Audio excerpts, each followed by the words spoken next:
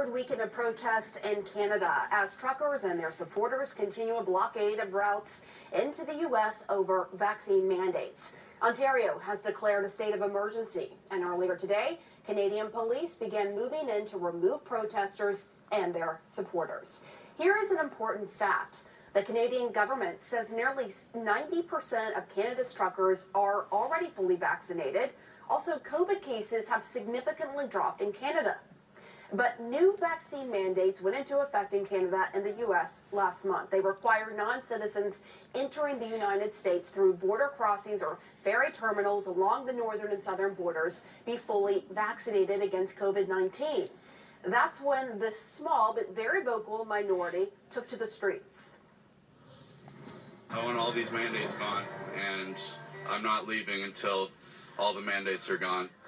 What is the stuff that you can't do right now as a non-vaccinated person? I live in Quebec, so it's a bit more intense than other places in Canada. But look, I can't go skiing, I can't go to Walmart, I can't go to Canadian Tire, I can't go to Home Depot, I can't go to restaurants, I can't go to bars, I can't go to the gym. Yeah, I'm like, well, basically, if you want to compare Canada to anything, it's like Hitler's Germany, and we're like the Jews, eh? If that reference sounds familiar, you won't be surprised to learn that this protest is getting its talking points and lots of support from right-wing media in the U.S., which is fully on board with this blockade. The question is, how long before protests like this come here? Joining me now with more investigative journalist Justin Ling. Hi, Justin. So you tweeted earlier that you were at an anti-vaccine mandate rally where the speaker said the police should form a tactical team and arrest the lieutenant governor for murder. Why is this rhetoric getting so inflammatory? They actually got worse right afterwards. He said that they should also go to Ottawa and arrest every single member of parliament. You know, this language is reflective of just how paranoid and conspiratorial this movement is. I have seen it from the very beginning of this convoy. Before they even arrived in Ottawa, the language being used by these groups was that Justin Trudeau, the Prime Minister, needed to be arrested and tried for treason. Their language was that we can no longer trust our elected representatives, that this group needed to be given special status. This organizing group, Canada Unity, they call themselves, need to be given special status to basically dictate law and abolish all these vaccine mandates. These people are so convinced that the government is corrupted by an international cabal of shadowy figures that they have to be removed and prosecuted. You know, I heard language yesterday from a number of so-called scientific experts who were talking about the need to have a sort of tribunal to prosecute and charge some of these people. The phrase crimes against humanity is used frequently, often. It's normalized. You know, the rhetoric has been high for a long time. We honestly just haven't been paying attention.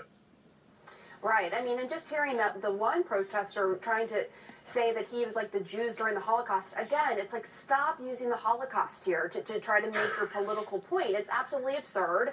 It's uncalled for. And we've heard it time and time again.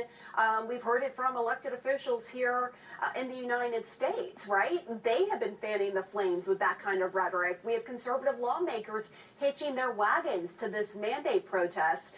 Take a listen to that.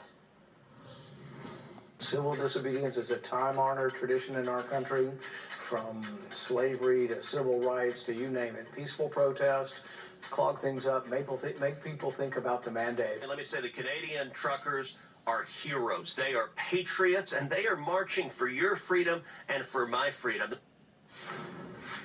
Is what they're saying having an impact?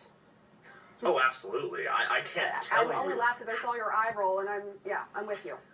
Yeah. I mean, I can't tell you how important it is for these occupiers and these protesters to hear Tucker Carlson, to hear Rand Paul, to hear Ted Cruz endorse, and Donald Trump, you know, especially, to hear them endorse this movement and call it a fight for freedom. That is an incredibly important motivating factor in all of this. These people see themselves as the majority. We know they are not. 90% of eligible Canadians are vaccinated, 80% support vaccine mandates, 70% support vaccine passports for restaurants and bars and the like. These people have convinced themselves all of that's untrue, and that they in fact are the majority, and they are speaking for the entirety of the country. The reason this group is called Canada Unity is because because they're making the case that we all have to put our differences aside, vaccinated, unvaccinated, and come together to overthrow the government, to be totally honest. So to hear these popular figures, these major figures, these senators, former presidents endorse their movement just reinforces that worldview that they in fact are the majority, or at the very least representing, the rights of everybody. And I can't tell you how much it's putting, I mean, to use a clumsy metaphor, fuel in their tank to keep this thing going. At the same time, we do point out that the truckers there, 90% of them are vaccinated. COVID has gone down significantly. So many are also raising the question, why is there a vaccine mandate here? I mean, why does there need to be one given the numbers? Well, I mean, listen, there's a real debate going on in this country right now about COVID-19 measures. Canada is still one of the most restrictive countries in terms of measures around COVID-19. There are still mask mandates pretty much across the country. There was a curfew in one Canadian province in January. Some restaurants and bars have only just started reopening. There is increasing pressure to start getting rid of those restrictions, the ones that really are impacting the vast majority of the country, functionally everybody. But even as that pressure increases to drop those restrictions, support for the mandates remains high. People see getting vaccinated as your kind of obligation as a citizen. People support it because they see it as a way to decrease deaths, to decrease pressure on hospitals, and to get back to normal. And these people represent the exact opposite of that. These people want the rest of the country to sort of bend over to accommodate their delusions. And I have to stress that they are delusional. I sat and listened for 2 hours yesterday to 3 of these so-called medical experts, one of whom was drummed out of the Trump administration for being too radical in a quest to try and get herd immunity as the official policy of the U.S. government.